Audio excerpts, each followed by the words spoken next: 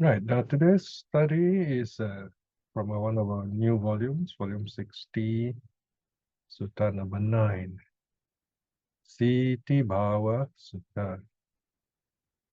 Sīti is the adjective for cool. Another word for this is Sita. Same word. Here, cool is the adjective describing nirvana. Nirvana is cool in the sense that it has blown out or extinguished all the fires, the three fires of greed, hatred, and delusion. So in that sense, it is cool. The word nibbana is formed from ni, the prefix ni, something like meaning down, plus the root wa, to blow, as the wind blows. So to blow down the fire, blow out the fire. Bhava means state, the state of the cool, or simply coolness, or the cool. So this is called the discourse on the cool. A 6.85. So this is a teaching in the Anguttara for lay people. And it's about attaining nirvana by lay people. How lay people also can attain the cool state, the state of nirvana. Here, now this sutta is called, it is a correlative sutta. Correlative, that means you have the negative aspect and then the positive aspect. They correlate. So you have wrong practice and right practice. In this is a short sutta. The Buddha talks about meditation. All right. Now, before we go on to this sutta, let me talk a bit about the idea of nirvana. I'm not talking about nirvana, but the idea of nirvana. We can't talk about nirvana because it is awakening itself. So I'm talking about nirvana from what the sutta says and how we can relate it in daily life. On a very simple level, we can imagine nirvana to be like the blowing out of a candle. Next time you have a candle or a matchstick or even a flame on the kitchen stove, you blow it out, you turn it off. Now, where has the fire gone? The question is asked by Vacchagotta, or rather the Buddha asked Vacchagotta, where has the fire gone? Because this man, wanderer Vacchagotta, he asked that famous question, where is nirvana? Right? So we all imagine nirvana to be a place. But it's just a word. Okay, it's just a word or nothing really. But to say that, it's not very helpful, right? So let me just go step by step. So here you are, you have this flame and then you blow it out. You have this candle and you blow it out. Now just reflect on this. Where has the fire gone? Has it gone north, east, south, west, above, below? It's gone nowhere. Here the Buddha uses this example to illustrate the nature of conditions. When the conditions are not there, the fire does not arise. Where does the first fire come from? Again, this question has no meaning. You have another candle and then you light this candle. Did any light pass over? You can say yes, you can say no. Of course, if you're a physics student, you can say, oh, it's the heat from the first candle, the first flame. It warms up the atoms and molecules in the wick in the other candle, and then it bursts into flames. You can find it. So we're talking about conditions. So here, when the flame goes out, it doesn't really go anywhere. The conditions for this flame to arise are normal there. What are the conditions? Well, we can say the condition, of course, would be the wick. The wick must be dry, and there's some wax on it, and there is air, oxygen around it, and you have this light to light it.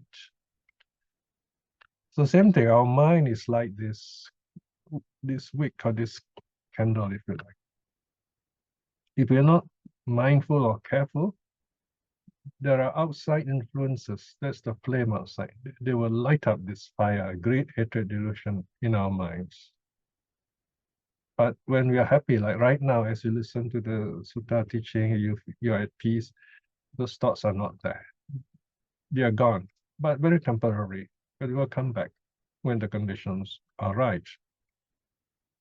So that is nirvana, by the way. Nirvana is that blowing away, blowing out of the flame.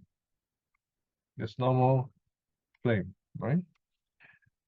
So this is the idea the Buddha uses to describe his mind. What happened when he meditated, and then this greed, hatred, delusion, the three roots of suffering, unwholesome mind, and so on, are gone.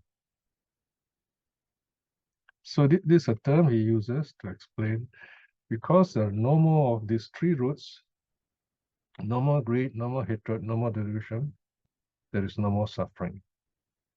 How do greed, hatred, and delusion bring suffering? Now, greed is often had with ignorance. Normally, greed would be called craving, tanha. Tanha in Sanskrit is trishna. And trishna is very close, has the same root for thirst. In English, thirst comes from the word trishna, related. So this thirst for pleasure, in other words. Why do we have this kind of thirst? Why do we have this need? Because we feel a sense of lack. We feel a sense of lack. We feel we don't have this. We feel we don't have that.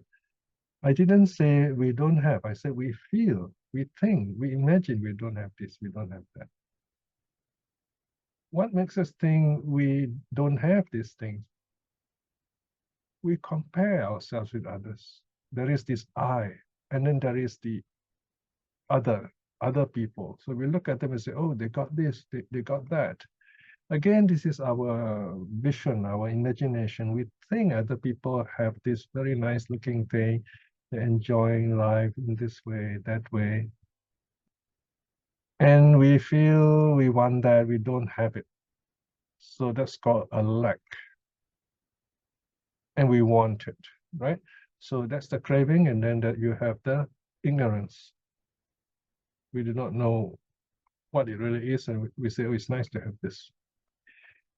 Then when we want this, we cannot get this, we try very hard to get it, and anything that goes in the way that prevents us from getting this thing that we want, we get angry, we want to hit back, we want to remove this prevention. This is called hatred. Hatred is trying to remove something that is in your way for what you desire. And all these ideas keep you going because of delusion, because you have this vision that, oh, this is meaning of life, this is what I want, this is the real thing, and we've been hearing things, and we think, oh, that must be true, and then we follow that idea. That's delusion. Okay. So wherever we live, we have this different kind of ideas. Okay. Like now living in Singapore, you find most people are rich. They have a few houses, and they just sit back and earn their rent alone is enough for them to migrate to Australia, and then they have this property in Singapore. and so they live as rich people. So they use this kind of life. Right? Now, for us, as you know, we as Buddhist workers, we live on the support you give us. So we're very careful with money, and but we never have this. We don't think in terms of sense of lack.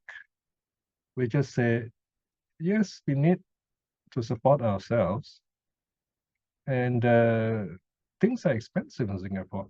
Again, we don't think that, oh, uh, we should not spend any money here, especially, for example, recently, now as I've told you, our cat was sick, this very old cat.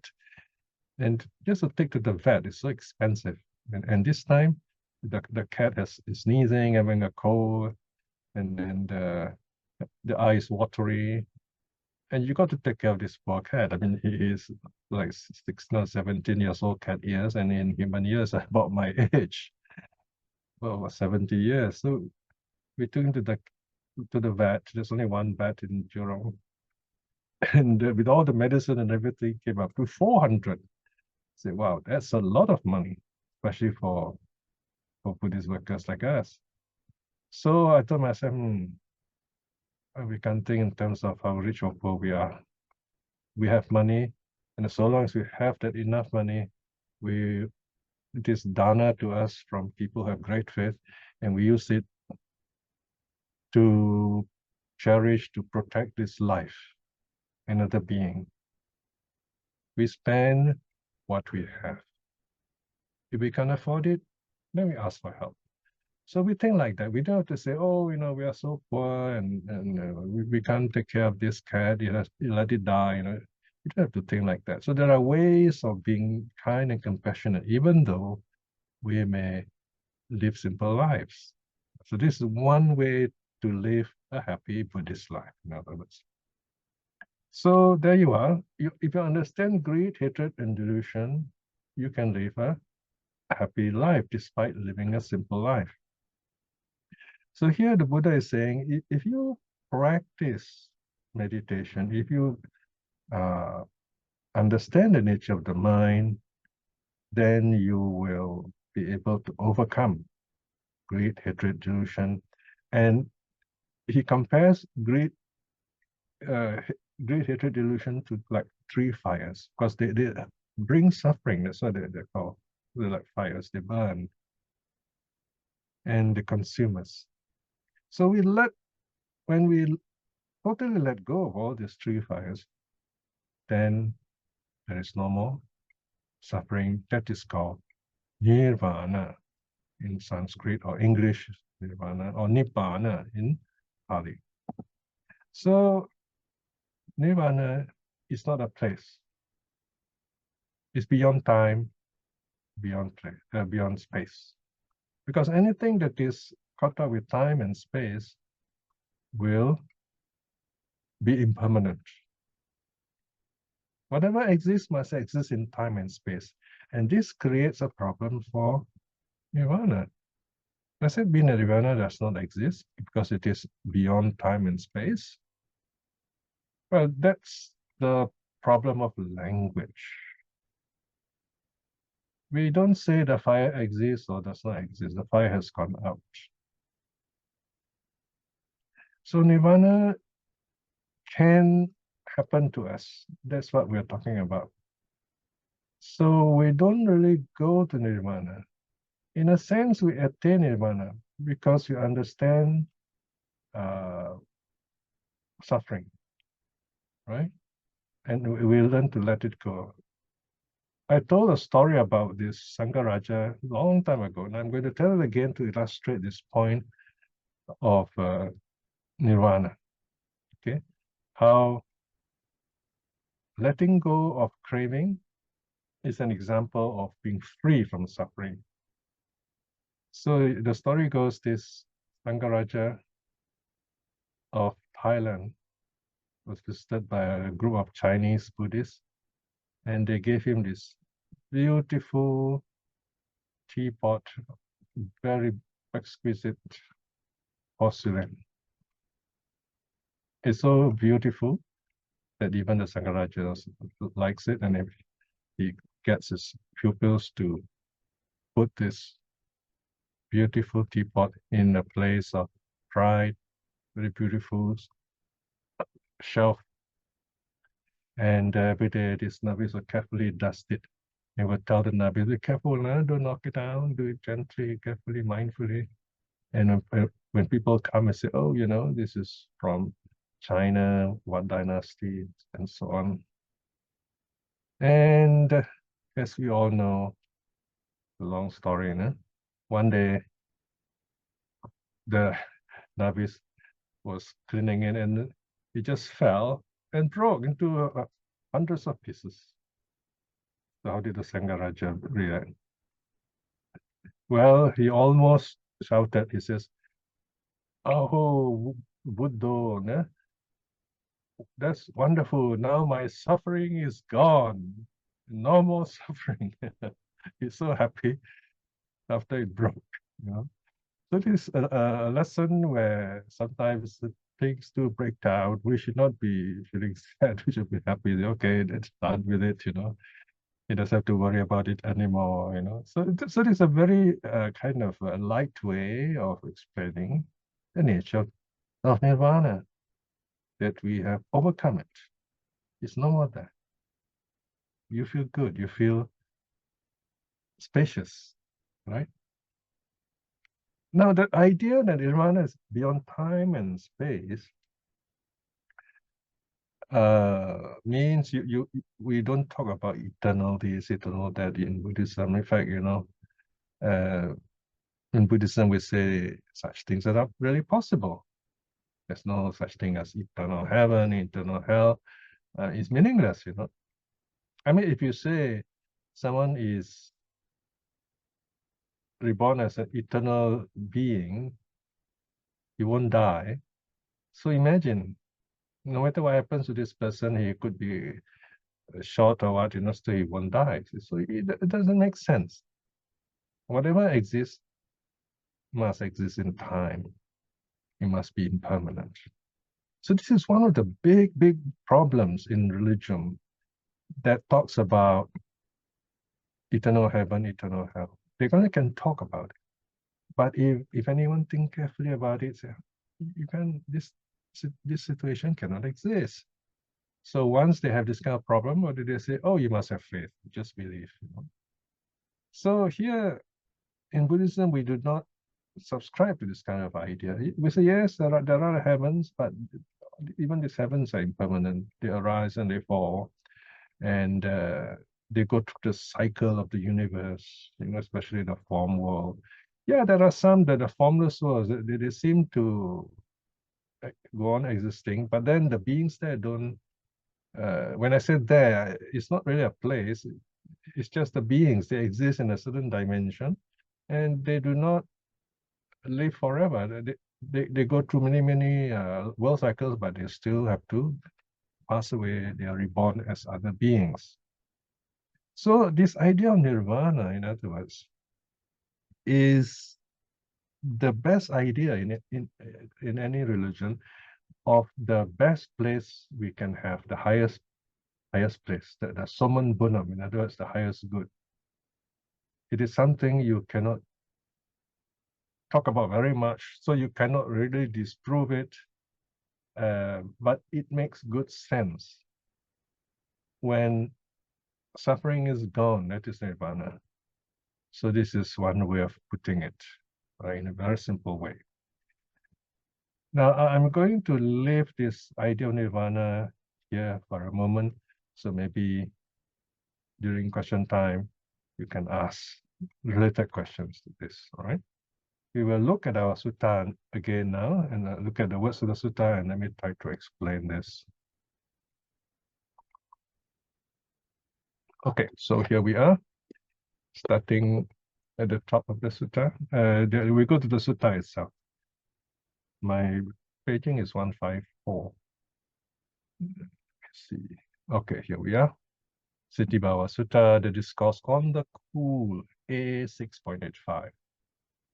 Okay, so this first part is negative. Notice the sutta is very short. You have two parts. Yes, one incapable of realizing supreme cool state, and the next one is one capable of realizing the supreme cool state. The supreme cool state, of course, is nirvana. All right. The Buddha says, bhikshus, accomplish in 6 qualities. A monk is incapable of realizing the supreme cool state. What are the 6, right? So if you don't have 6 things, you will never be able to understand or see nirvana. Here, bhikshus. Now remember, this bhikshu is just a term Buddha uses to address the monks who are present and listening to the Dhamma. In the suttas, the word bhikshus represent anyone listening to the Dhamma. Okay, number 1, a monk does not restrain the mind when it should be restrained. I'll just read through them first. He does not exert the mind when it should be exerted. He does not gladden or encourage the mind when it should be gladdened. He does not look on the mind with equanimity when he should look on it with equanimity. He is of inferior disposition. He delights in self-identity. Okay, these are 6 teachings. These are quite difficult teachings, quite deep teachings, but they're very important teachings of the mind. For us to be able to come this far to look at this teaching, we have done a lot of wonderful good karma to see these words and to hear this. We go stage by stage to understand. All right, let's look at number 1 now. One who does not restrain the mind when it should be restrained. The mind is like a very strong, beautiful horse. So you got to restrain it in order to really make use of this horse. You have to learn to hold it back. You learn to make it go forward and so on. So here, why do we need to restrain the mind? The mind works with the 5 senses. Eye, ear, nose, tongue, body, and mind. Right? So you have the 5 senses, and the mind works with each of these. And each of these 5 senses distract us in that way. We see something, we want it. We hear something, we like it. We smell something, we like it, and so on. And then the mind also has its own object, right? So you have 6 senses. And then the mind is able to look at itself. That is the 7th, so-called 7th sense. So the mind looks at its own object. Okay, so that part is a bit more complicated now. So I've discussed this aspect of the mind in volume 61 and 62, I think. So here, to restrain the mind means if you know one of the senses is not making you happy, it is not no fun watching it, you should turn away your mind. Do not look at that object. We can close our eyes, for example, right?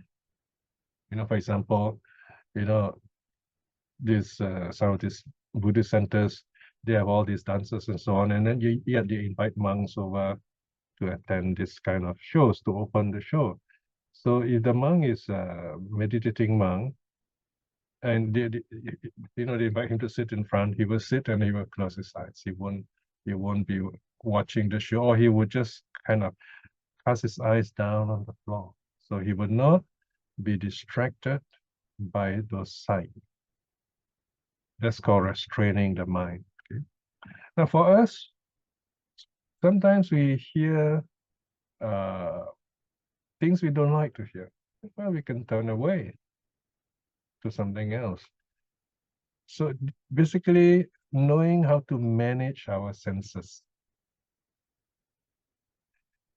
But the most difficult part of ourself to manage is, of course, our thought itself.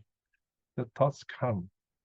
And some people, the thoughts come so often in such a powerful way that it really troubles them. Because they never learn the nature of thoughts and how to restrain these thoughts, right?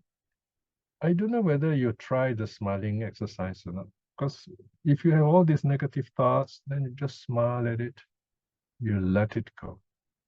Because an angry thought and a smile, they are incongruous, they cannot go together. Anyway, it is famously said of the three roots, anger or hatred is the easiest to overcome. Just smile at it, it goes away. The more difficult is to get rid of desire. And delusion, of course, is the most tricky. We don't even know it's there. Okay. So restraining the senses means keeping the precepts, saying no to seeing, no to hearing, no to tasting, no to touching, no to the thinking.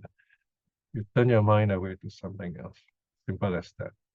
Just don't get caught up with it. Remember, the more we think about something, the more we become it. So if a thought comes to you, you must ask yourself, is this thought worth it? Because you're going to become this thought. So if you hate someone, you keep on thinking about this hating, you're going to become it. It's going to affect you. It's going to hurt you. So it's best to let it go. Of course, you can, there are other ways, like you can use loving kindness. You can think of the good things towards this person. And in that way, accept this person in a happy way. Right? So this is how you learn to restrain the mind. Right? So this is where the Buddha said we must know how to restrain the mind, because if we do not know how to restrain the mind, we will never be able to see nirvana. When you restrain the mind, what are you restraining? You're restraining greed, hatred, and delusion, bit by bit. So do not be afraid of restraining the mind. You can do it. It's just we have this idea, oh, I'll be missing something. So I don't want to restrain it, right? So we have this idea, Mara is telling us, you don't want to miss anything, right? So we want to experience the world, we say, right? But then the world is not that simple. It is quite a tricky world out there.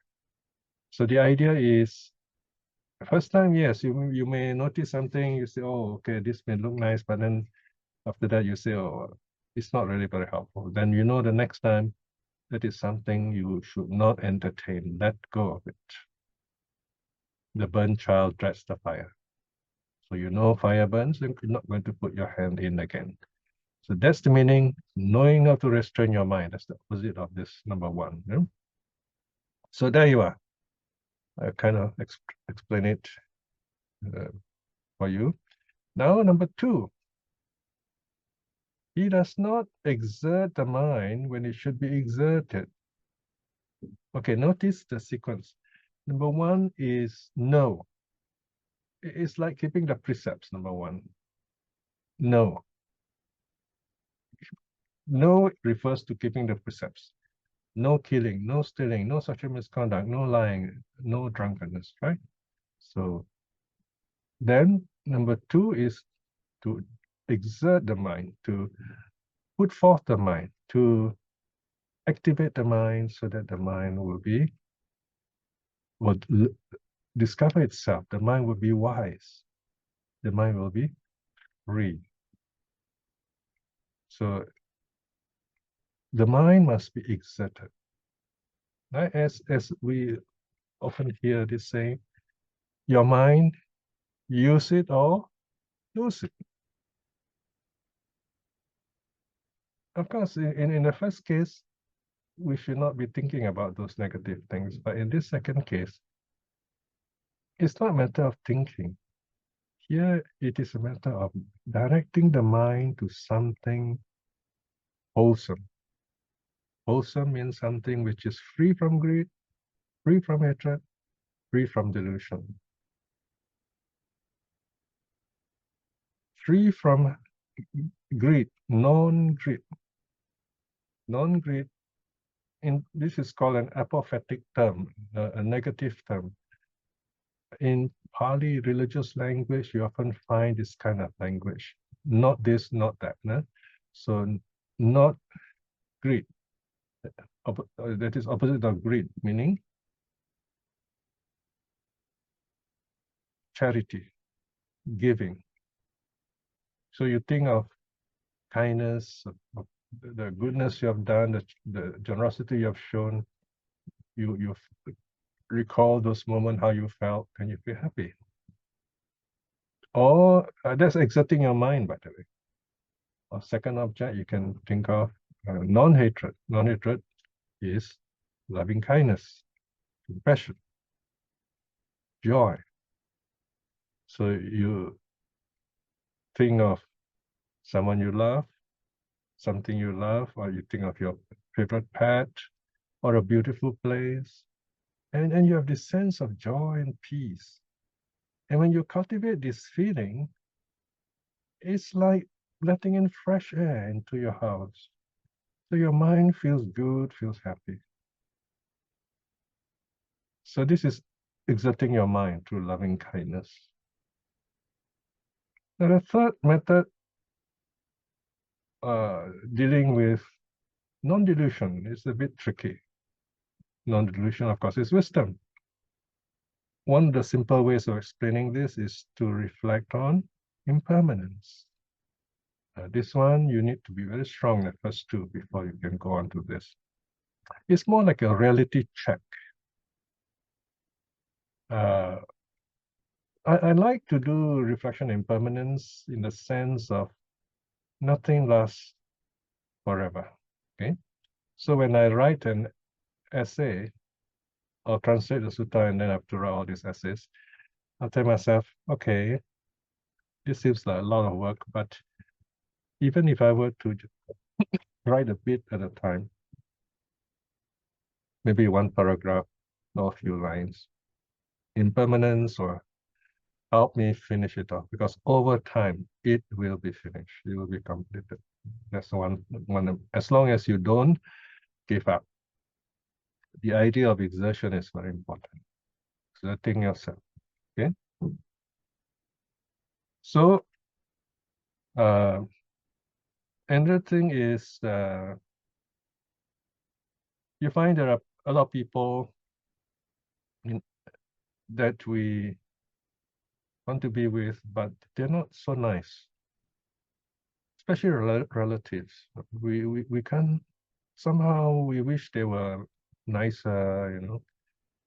But the reality is, as we mature as human beings, we find real good, happy people are hard to find. So one way is to reflect on these people. They're not going to last long anyway. You know, we all have our lifespan, our shelf life. So let us be nice to each other. And when we're with each other, say something nice. And you find even some simple, kind comments can bring happiness to others whose heart may seem like stone to us. So so that when they see you, they feel happy. The next time you say, oh, this person says nice things, that I like this person, right? You notice in the past, there were often times when we could have said nice things, but we somehow, for some reason, we didn't. Then we lost a friend or something happened. You know? So looking back, we wish we have not said those things. So now is our chance to correct all these things by reflecting on impermanence, by using this idea of wisdom to connect with people, and then they feel happy. So this is all part of exerting the mind. When you exert the mind, you exert with charity, with giving, with loving kindness, and with wisdom. This is number 2, right? All right, now I will take a short break. Okay, number 3. He does not gladden or encourage the mind when it should be gladdened. I like this part because this one is the happy part. Joy. right? That's why, you notice in our meditation now, they say smile. Huh? So whenever you have difficulty in your meditation, the basic idea is do just that. Take time off, smile at the distraction. But the smile must be done in a serious way, so to speak. Serious in the sense of do it mindfully, do it joyfully. When you smile at the thought, you are letting it go. You know you're telling yourself, I'm not troubled by this, basically. That's what you're saying, right? So you find in many teachings, the joy is a very important aspect of meditation.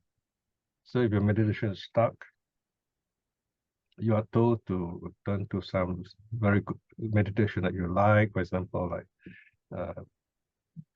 picture the Buddha or recall some Dhamma thing that you know, and you feel happy, right? So just basically learn to be happy. And one simple way is to smile, to just smile at yourself. When you can't sleep, just relax, smile, okay? And if you find when you arrive at a new place, send your loving kindness out there and smile, exude joy. Animals can sense that, and you find when the animals like you, you've done it well. In manner of speaking, they can sense that loving kindness. Okay, and of course, next thing is to act it out in real life. So here, gladden the mind, right? So do your meditation with joy. Remember, smile in your loving kindness, smile in your breath meditation. Now, number 4, he does not look on the mind with equanimity, balanced-mindedness, when you should look on it with equanimity. So in this case, number 4 is to do nothing, basically. Just look on. In fact, that's the exact word. Look on. Look on with equanimity. Look on peacefully. Look on with a smile, even if you like. There's nothing to do. Just look at the mind. Let it be. In fact, the secret of good meditation is to do nothing. And that's the most difficult thing, actually. Because we always want to do something. We always want to activate the mind, okay? So here, basically, is just do nothing. Just look on, look at the mind, feel the mind if you like, but just let it be. Don't do anything. So there are times we let go of the mind.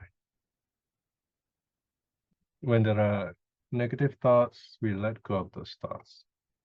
We don't follow those thoughts. So there you are. Number 4, don't do anything. Remember this step. Action of non-action. Now, number 5 is a bit tricky. Huh? He is of inferior disposition. Now, the Buddha didn't say he's an inferior person. It says he has inferior disposition. This habit, this way of thinking is inferior. My understanding is that this is when we do not think beyond our noses, so to speak. We don't think that we can become better. We feel like, oh, this is what I am, just too bad, I'm stupid, things like that. That is something we should never say, right? Of course, we're not going to say I'm very clever either. We say, I want to learn. I want to know. So here, superior disposition means you don't give up easily. You want to know better. The one thing that unites all of us here you as my friends, so I know you well enough, is that none of you have this idea of giving up. You are determined to follow this sutta, study the sutta. A lot of other people will say, oh, this sutta is so difficult, so they'll never know it.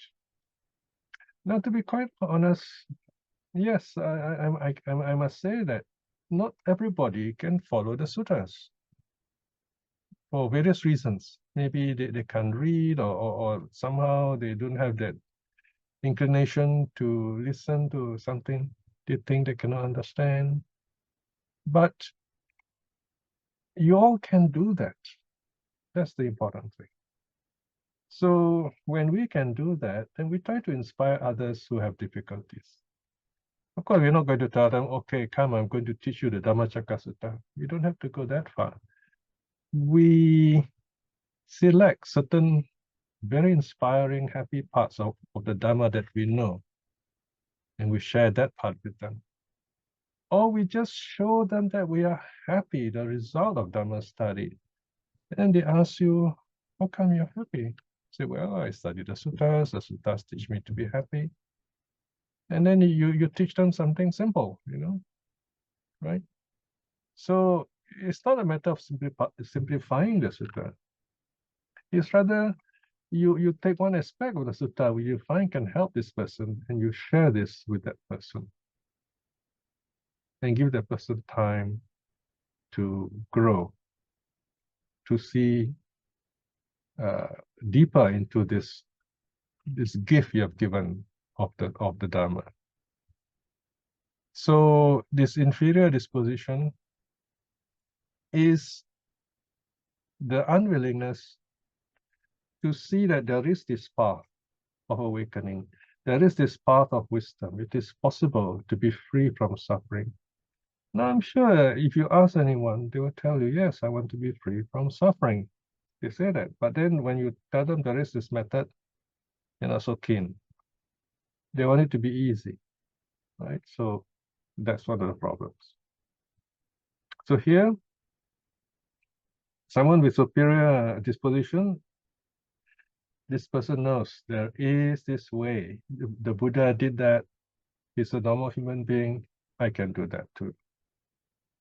That's the meaning here. So what is it that prevents us from having this superior disposition? It's number 6. It delights in self-identity. This is the most important of the 6 items. Self-identity. It's the wrong view that prevents us from ever reaching the path. Self-identity. It doesn't mean that you are not who you are. Here, basically, it means we think that I am my body. That's a very common belief. I am my body, right? In a sense, it's not wrong to say that, but yet, if you think deeply, it doesn't make sense to say that. Because if you say, I am my body, our body changes over time. We never had the same body, really. When we were little kids until now, we change. You look at your photograph when you're very young, you look very pretty, very handsome. You'll be very healthy, doing all kinds of things. And now we all are old, right? So many things we can't do. It'd be really wonderful if we can do our regular exercises. So we cannot identify with the body. Don't identify with the body. If you identify with the body, then you're going to look at it and say, oh dear, this is happening to me, that is happening to me, and that you get caught up with suffering, which is not meaningful at all. So some people, they identify with the physical body. Right? Some people like to say, this is my body, I can do what I like with it, so I can smoke and drink, whatever. That's not true. Because if the person dies, the body is left there and we have got to take care of it. Then some people, they identify themselves with their feelings. They say, oh, I am my feelings, don't hurt my feelings. Who's hurting whom? We hurt ourselves. Right? So we learn not to be attached to the feeling. We learn not to identify with the feelings. Feelings come, feelings go. Some people identify with perception, how we remember things, our memories. Again, here, memories are our own construction. They can change. We often forget the details. They're gone anyways. It's all in the past. So don't get caught up with this idea, I am what I remember. Then you're living in the past. The past is gone, it's dead. So let it go. Live it in the past, the cemetery of the past. Then the karma. Okay, this one is a bit tricky. No? This karma formation or sankhara, in a sense, is the only thing that we own, really. Karma is the only thing that we own. So it's not a matter of identifying here. It's rather a matter of saying, what I do, that comes back to me in that sense. It's not identity in this case. Okay. Then we don't think too much about this, all right? Then number 6 is consciousness. We identify with our consciousness, but consciousness is so abstruse, we can't really see it even. So there's nothing much you can do about it. So in that sense, it doesn't really trouble us very much, except our views. We think, oh, the consciousness is a soul. So my soul is permanent, and that's me. So we have this kind of idea, and this is the first factor we can never reach. We can never reach the path of awakening. So we have to let go of this. So there you are. Here, the Buddha says if we have this 6 way of thinking, we will never be able to realize the supreme cool state. Now, the rest are very easy. Number 3 now here, bhikkhus accomplish in the 6 qualities amongst capable of realizing the supreme cool state. What are the 6? Okay, let's go down now. Here, bhikkhus among restrains the mind when it should be restrained. Chittang niganhati. He exerts the mind when it should be exerted. Chittang paganhati. He gladdens or encourages the mind when it should be gladdened. Chittang sampahansati. He looks on with equanimity when he should look on it with equanimity. Chittang aju pekati. He is of superior or refined disposition. Panita timutiko chahoti. He delights in nirvana. I notice this last one's very interesting. He delights in nirvana. Nibbana rato. Accomplished in these 6 views, bhikshus, a monk is capable of realizing the supreme cool state. Sadhu. Okay, so there you are. These 6 quite direct teachings. So we have about 20 minutes for questions. Thank you, Piya, for the teaching. Now we have our Q&A. Sister Isim will take over the session. Thank you, Sister Isim. Thank you, Sister Rana. Thank you, Brother Peter, for the teaching. The first question from Sister Hiri. Okay. A bit louder, please, Exim. Okay. Is it better now? Yes, okay, good. It is interesting, the 6 qualities to realize the Nibbana does not talks about seclusion or being aloof or resolute. Yes, interesting, yeah. Yeah, I mean, we can talk so many things, but it's included. For example, when we deal with the mind, that is what's called seclusion of the mind. So when you're meditating, you're actually secluding the mind. You are preventing the mind from running here, running there. You're secluding the mind from the outer world, so to speak. Yeah, so it is there, although we don't say it, but I think what you mean is you don't have to become like a recluse, like a monk living in the forest. Yeah, that's quite true. Yes. Okay. Okay, thank you, Brother Piya. Okay, at the moment, there's no question in the chat box. Any brother and sister would like to ask question? You can unmute yourself now. Thank you. Well, this sutta is quite direct. The cool sutta. So basically, the Buddha is saying, be cool. That the Buddha is the coolest person in the world because it's the cool here is nirvana.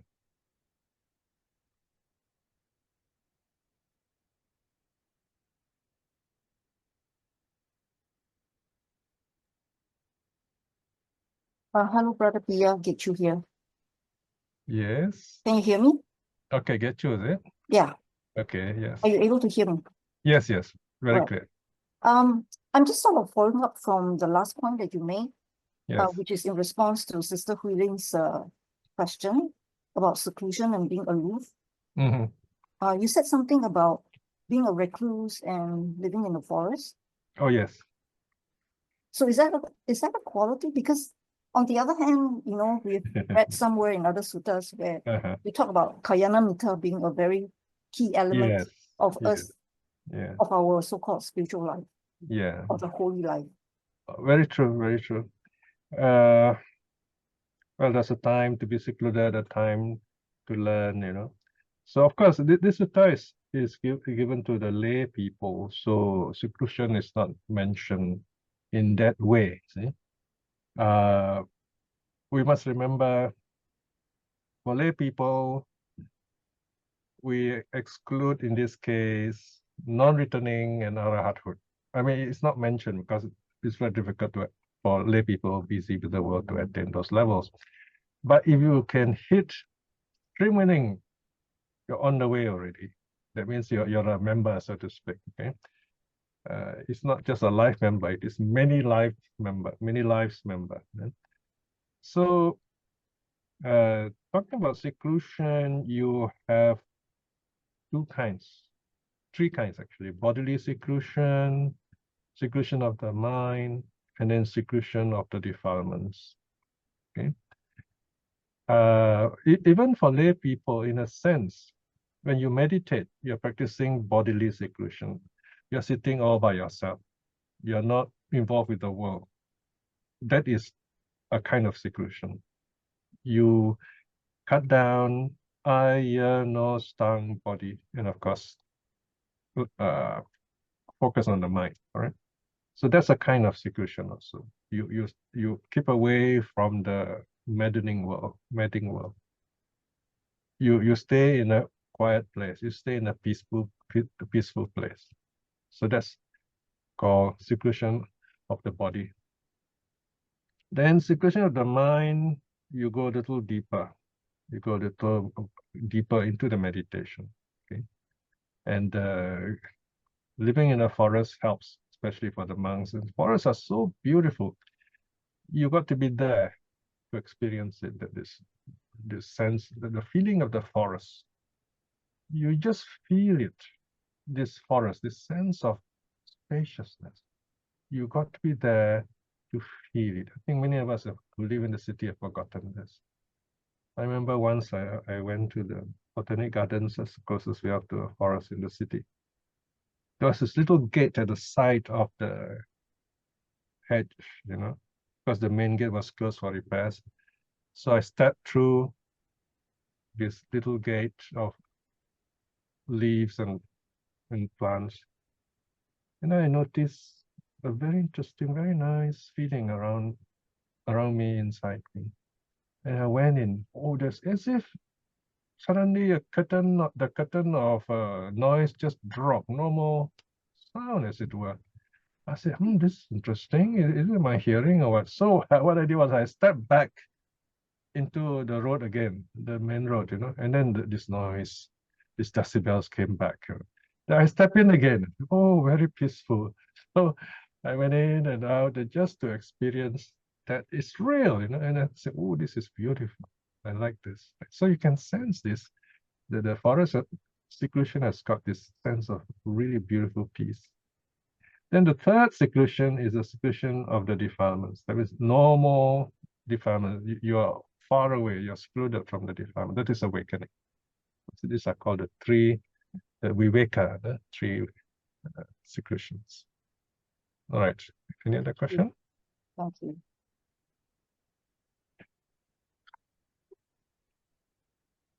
Thank you, Brother Piya. Okay, The next question from Sister Firin. all right. What exactly means by delight in Nibbana? Is it mental cool state that being attained and sustained, then considered Yes, delight? that's the first meaning. First meaning means anyone who's in Nirvana will be joyful because the mind is free from suffering and you're so happy, you know. That is one meaning. But I don't think that's the sense here. The sense here is more like, you know, there is this escape to true freedom. You know, there's this way out and you're happy with it. You say, finally, there is this way out and you feel good about it. Okay, maybe some people, they're tired of heaven, all this idea about heaven and all these angels singing and really boring and is there something better to life, you know? And when they hear Nirvana, they feel so happy, you know? All right, so they delight in Nirvana, something like that. All right? All right, thank you, Brother Piya. Next question by Brother LC. It seemed to me that Nibbana is being cool and no restraint to complete freedom of the mind pertaining to the six qualities. Can we presume it to be like in earthly term of a free thinker whose life is well fed and live a life of no worries, who desire to do what is right without any hindrances and knows what is wrong and not to be dealt with? I mean, for a moment, can we feel the taste of Nibbana in our present life? Yeah, sure, you can taste Nirvana in the present life. One famous example, teachers often like to say, when you have anger and then you notice anger is gone and you're so happy, you say, oh, I'm so happy anger is gone. Your anger has attained Nirvana. Your anger has attained Nirvana. That's one way of putting it. And you feel happy about it. Okay, I mean, that's just using words, all right?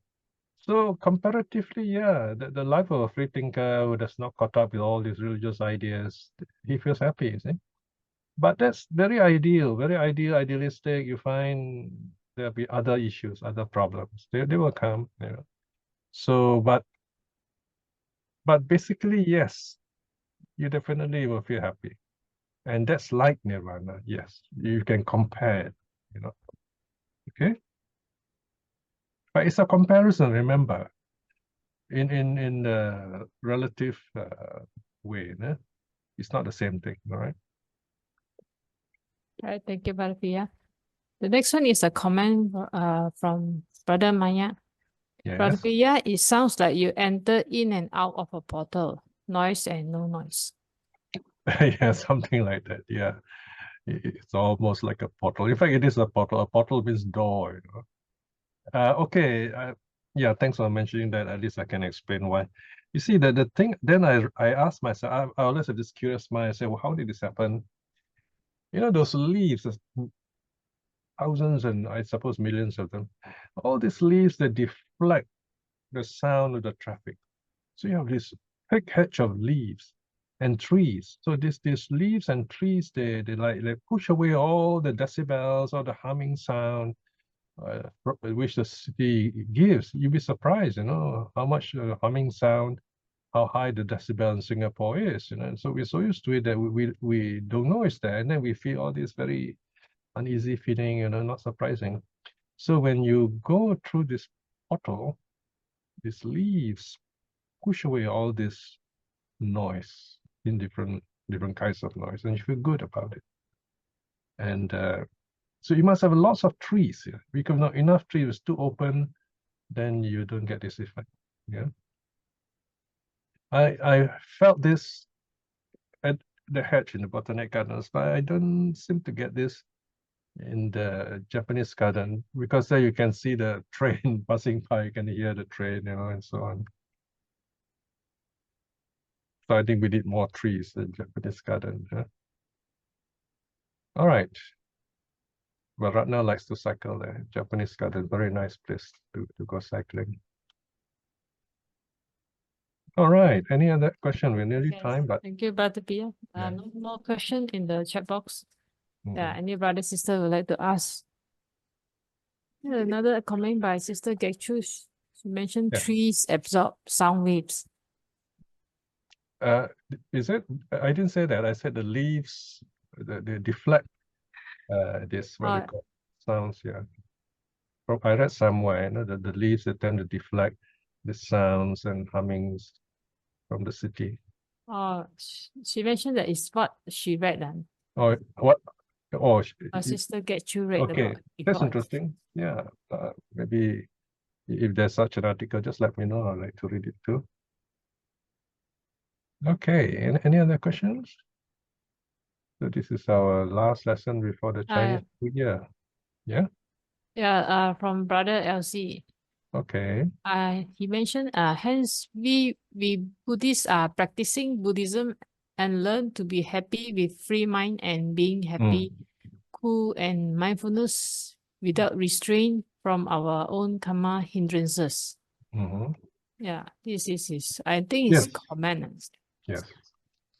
Of course, to have a free mind is really a wonderful thing. Yeah? It's not easy to have a free mind.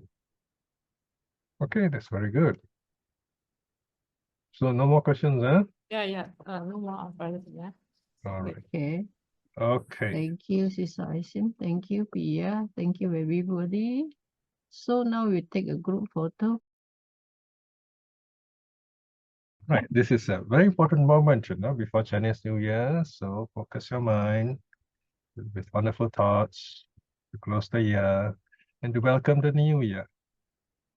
Right. So you have been spending a lot of time renouncing, practicing seclusion in your own way of the mind, listening to the Dharma. You have recited the three refuges and the 5 precepts. You've done meditation.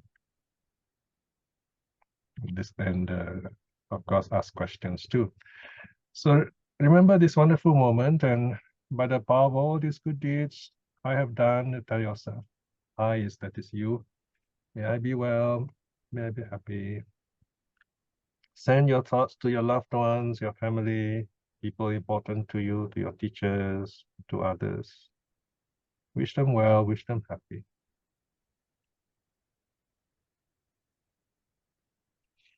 And finally, we bid the old lunar year farewell to welcome the new one by showing our triple respects to the Buddha, Dharma, and Sangha. Arahang Samma Sam Buddho Bhagava Buddhang Bhagavantang Abhivademi Swakato Bhagavata Dhammo Dhammang Namassami Supatipanno Bhagavato Sāvaka Sangho Sanghang Namami Sadhu, sadhu, sadhu.